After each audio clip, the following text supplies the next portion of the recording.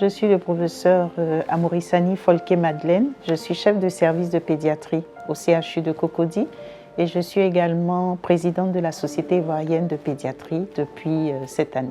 Et en pédiatrie, la néonate a été vraiment ma passion parce que ce sont des êtres inoffensifs qui savent pas, qui ne peuvent pas nous dire où ils ont mal, mais qui ont besoin qu'on les prenne en charge.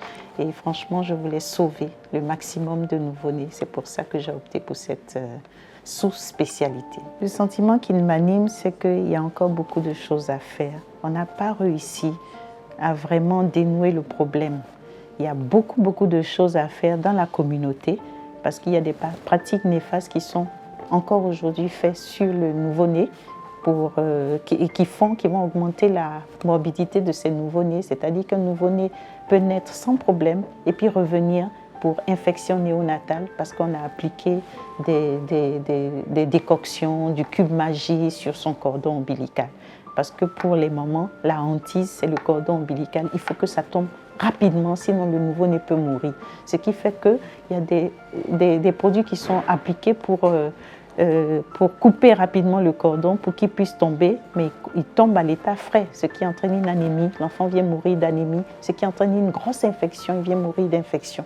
Donc je pense qu'il faut continuer cette sensibilisation-là dans la communauté.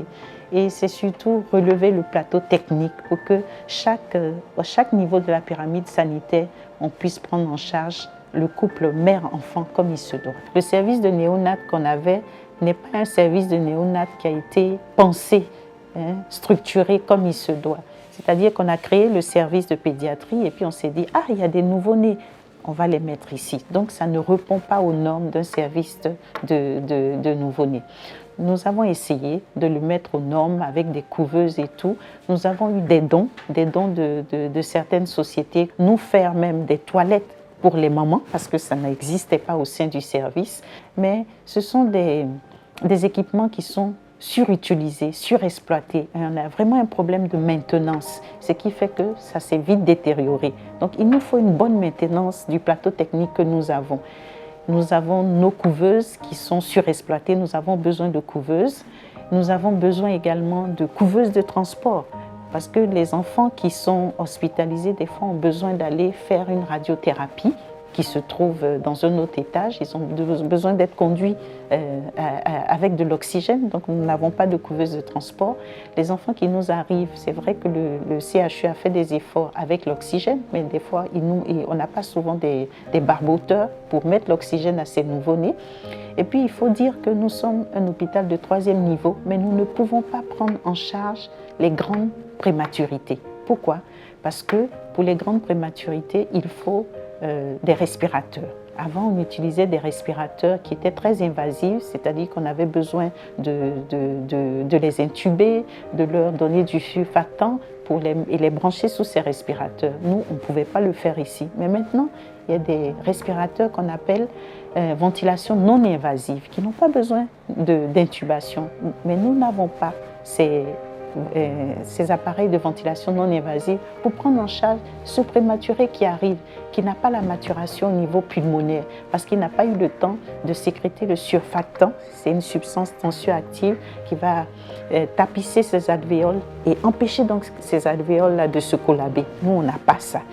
C'est vrai que nous avons de l'oxygène, mais si on ne peut pas maintenir ces alvéoles dans l'état jusqu'à ce qu'ils puissent avoir sa maturité, l'enfant va mourir. C'est ce qui fait que notre taux de décès des prématurés est vraiment très important. Donc ici, notre bilan de l'année 2021 a fait état de... Nous avons reçu 3300 nouveau-nés, mais nous n'avons pu hospitaliser que 48%. Près de 38% de nos nouveau-nés étaient obligés d'être réévacués. Réévacués où? Parce que la population n'a pas d'assurance. Les centres hospitaliers sont vite saturés parce qu'avec le CHU d'Angré, le CHU de Cocody, le CHU de Treichville, nous ne faisons pas une capacité d'accueil de 100 pour les nouveau-nés. Donc les nouveau-nés qui naissent, qu'on ne peut pas prendre en charge chez nous, sont obligés soit d'aller dans les cliniques privées, s'ils en ont les moyens, soit, on est désolé, mais d'aller peut-être mourir à la maison. Donc ça, c'est vraiment un défi à relever. Il faut que nos hôpitaux de troisième niveau soient équipés vraiment en ce qu'il faut pour bien prendre en charge ces enfants-là. Et puis quand les enfants nous sont adressés, ils viennent dans des transports personnalisés, c'est-à-dire qu'ils viennent soit en woro, en taxi, et même quand ils viennent avec l'ambulance, c'est que le chauffeur, il n'y a pas de personnel à bord, il n'y a pas d'oxygène, il n'y a pas de couveuse, donc il y a tout un effort. C'est vraiment une volonté. Je pense que l'État fait des efforts, mais franchement, la prise en charge du couple mère-enfant devait... C'est tout le monde qui doit se sentir concerné. C'est vraiment tout le monde, la communauté, ceux qui en ont les moyens, ils doivent nous aider parce que c'est vraiment large. C'est vraiment dur. Nous avons assisté à une augmentation de la mortalité des mamans. C'est-à-dire, on est passé de 597 décès des mères pour 100 000 naissances vivantes en 1998 à aujourd'hui 647 décès des mères pour 100 000 naissances. Donc, au lieu de diminuer, nous augmentons parce que nous n'avons pas beaucoup de structures.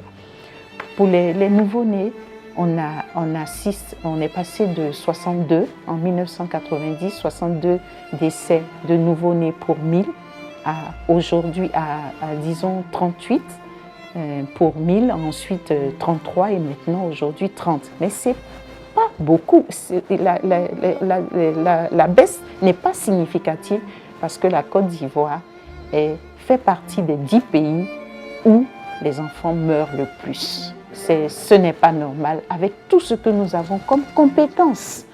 Nous avons des médecins bien formés. Nous avons, quand je dis compétences, nos structures, mais vraiment, il faut vraiment que tout le monde soit engagé pour relever ce défi de la mortalité du couple mère-enfant. Ce qui fait que l'État japonais, avec l'État ivoirien, ont décidé de construire un bloc. C'est le bloc pour le couple mère-enfant. Et quand notre Premier ministre est venu pour la première pierre, il a parlé d'institut mère, enfant et adolescent. Donc c'est dire que vraiment cela tient à cœur le gouvernement. Mais il faut qu'on ait les moyens, franchement, de faire baisser, d'impacter fortement la morbidité et la mortalité des mères et des nouveau-nés. Je pense que c'est vraiment un défi à relever. Franchement, c'est de leur dire d'abord merci. Merci parce que je pense qu'ils ont compris notre cri de cœur. C'est vrai, il nous faut des couveuses. Mais à côté des couveuses, il nous faut également, je vous ai parlé des appareils de ventilation non invasives. Parce qu'il n'y a pas que la couveuse, il y a aussi tout le consommable. La couveuse a besoin de maintenance. Parce que vous voyez, ça sera vraiment surexploité. Nous, nos couveuses il y a toujours un prématuré qui vient pour une prise en charge, peut rester dans l'hôpital pendant au moins un mois, des fois. Parfois même 2-3 mois, ça dépend. Donc, et on ne peut pas mettre 2 nouveau-nés dans une même couveuse, ce n'est pas possible. Donc, chacun a droit à sa couveuse. Donc, le nouveau-né, c'est quelqu'un pour lequel les appareils coûtent excessivement cher. Et les gens ne comprennent pas. La communauté ne comprend pas pourquoi il faut dépenser pour cet être-là alors que la maman peut-être a besoin de soins et tout. Lui, on ne le connaît pas encore, surtout quand ils viennent de façon prématurée. Donc, ça va nous aider à avoir des couveuses, mais au-delà des couveuses, on aimerait avoir un appareil pour leur permettre de respirer jusqu'à ce qu'ils aient une maturité de leurs poumons pour les sevrer de l'oxygène, qu'ils aient les consommables qui vont avec, c'est-à-dire il présente un ictère, puisqu'il a une immaturité de tous ses organes. S'il présente un ictère parce que son foie est immature, mais qu'on ait la possibilité de le mettre sous photothérapie. Donc un appareil de photothérapie. Et l'appareil de photothérapie va de pair avec des lunettes de photothérapie. Parce que si on ne lui met pas les lunettes de photothérapie, qu'on le met sous cette lumière intensive qui va l'aider à déjaunir, on va bousiller ses yeux. Donc il y a la prise en charge est vraiment énorme. Donc on a vraiment besoin que tout un chacun puisse s'impliquer. Donc on dit vraiment merci au Rotary pour cette générosité et on espère que beaucoup de gens vont suivre parce que vraiment le nouveau-né qui va sortir de là sain sans séquelles, ce sera un adulte demain pour le pays. Donc, construisons ces enfants-là, donnons-leur leur chance de survie et de bien vivre pour le pays, pour la nation tout entière. Donc franchement, nous leur disons merci et nous espérons que ce geste va amener d'autres à nous aider. Nous avons vraiment besoin d'aide.